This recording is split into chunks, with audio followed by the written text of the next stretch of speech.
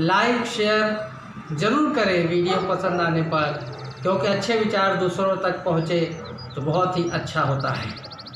पतझड़ों से जा भिड़ो इस चमन के लिए, मौत से जा लड़ो इस वतन के लिए। धर्म के नाम पर खूब हालो मगर कुछ लहू भी बचा लो वतन के लिए। हाँ दोस्तों, इस वतन के लिए, इस राष्ट्र के लिए हमारे अंदर वह जज्बात, हमारे अंदर वह साहस, वह उत्साह होना चाहिए। दोस्तों, यूँ तो राजस्थान की धरती से अनेक वीर उत्पन्न हुए और लगभग 20 भाई थे, और 20 भाइयों में से कई सारे उनके साथ रहने वाले जो है नानी के घर चले गए, दूसरों के घर चले गए, राज्य छोड़ करके आगे चले गए। कुछ जो है विधर्मियों के साथ मिल गए, लेकिन एक इकलौता जिसने पूरे कायनात में अपना इतिहास परचम को लहराया, वो महाराणा प्रताप खड़ा रहा और लड़ता रहा अंतिम दम तक। और वो वीर योद्धा अपने धर्म के प्रति, अपने राष्ट्र के प्रति अलग नहीं हुआ। वो घास की रोटी भी खा करके, जंगल में रह करके, वो उस आताताई जिसके बारे में आप सभी जानते हैं, उसके सामने झुका नहीं।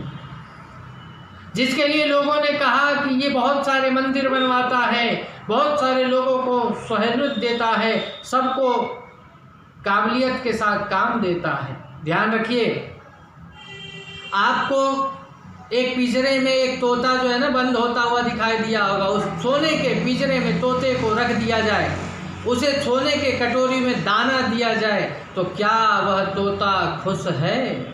वही स्थिति हमारे देश की उस समय थी, वही स्थिति हमारे लोगों की थी कि जब वो हमारे ऊपर शासन कर रहा है और हमें ही कुछ सहूलियत दे देता है, कुछ सहूलियत, और हम खुश हो जाएं।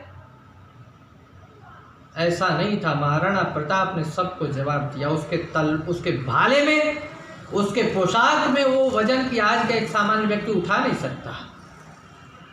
सोचिए कि वो लेकर के कैसे युद्ध भूमि में लड़ता होगा।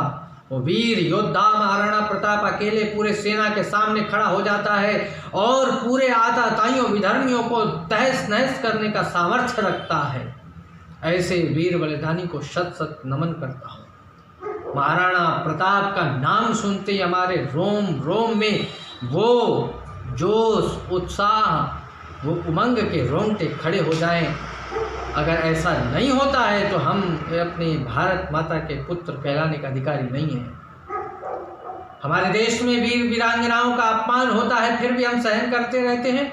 भारत माता की जय नहीं बोला जाता, फिर भी हम सहन करते रहते हैं। वंदे मातरम बोला जाता है, उठ करके वहाँ से दूर चले जाते हैं, फिर भी हम सहन करते रहते हैं। हमने चुन करके संसद में पहुँचाया, लेकिन वहाँ जब वंदे मातरम की बारी आए तो दूर हो जाते हैं। स्कूलों में हमने देखा है कि ऐसे बच्चे जो है राष्ट्रगान का समय आए वो बहाना बना करके गिर जाते हैं, बैठ जाते हैं, झंडे को सलाम तक नहीं करते हैं, हाथ जोड़ करके नमस्ते तक नहीं करते हैं। ऐसे हाथ करके करने का उनका क्या प्रयोजन है? ध्यान रखिएगा, देश की बात आए, राष्ट्र की बात आए तो एक सिपाही जब देश में, राष्ट्र में चारों तरफ परेशानी हो रही होती है ना, तो उस समय जब सारे राजनेता, सारे धर्म रक्षक, सारे मठाधीश, सारे मत मजहब पंथ वाले सारे फेल हो जाते हैं, तब बुलाया जाता है आर्मी और सिपाही को कि इस सिचुएशन को, इस परिस्थिति को संभालो। और आर्मी और पुलिस और सुरक्षा कर्मी संभालती है, क्योंकि पुलिस और सुरक्षा कर्मी ना हिंदू है, ना मुस्लिम है, ना सिख है, ना ईसाई है। वो केवल देशभक्त है, केवल राष्ट्रभक्त है। ना उसमें मत मजहब, न पंथ, न संप्रदाय, न कोई भी विचारधारा काम करती है। केवल राष्ट्रभक्ति उनकी विचारधारा काम करती है। दोस्तों, हमारे देश के अंदर ऐसे विचारधारा की जरूरत है। हमारे प्रत्येक युवा युवती अगर सनातन धर्म की रक्षा के लिए खड़े हो जाएं, अपने वीर वीरांगनाओं के व्यक्तित्व को बचाने के लिए, अस्तित्व को बचाने के लिए खड़े हो जाएं, मजाल जो कोई भी आताताई विधर्मी हमारे सनातन धर्म के प्रति उंगली उठा करके भी देख सके। तो मैं सबसे निवेदन करना चाहूँगा कि आप महाराणा प्रताप के बलिदान को व्यर्थ न जाने दें। महाराणा प्रताप केवल राजपूताना राजस्थान के नहीं थे, पूरे देश पूरे राष्ट्र के थे।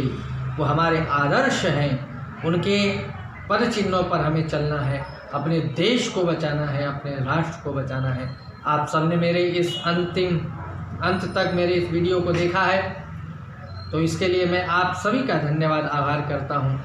अभी तक यदि सब्सक्राइब नहीं किया हो तो ज़रूर सब्सक्राइब कर लें, और पसंद आए हो मेरे विचार तो इसे लाइक शेयर ज़रूर करें।